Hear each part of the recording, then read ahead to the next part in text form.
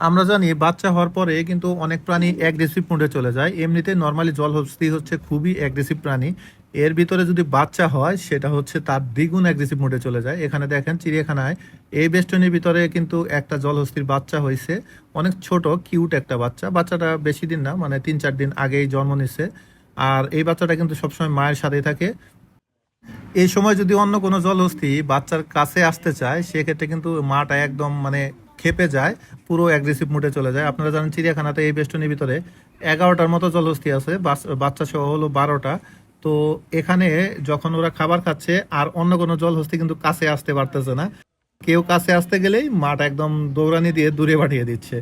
অনেক সুন্দর একটা দৃশ্য। তো আপনারা চিড়িয়াখানায় আসলে এই সুন্দর এই জলহস্তির বাচ্চাটা দেখতে পারবেন।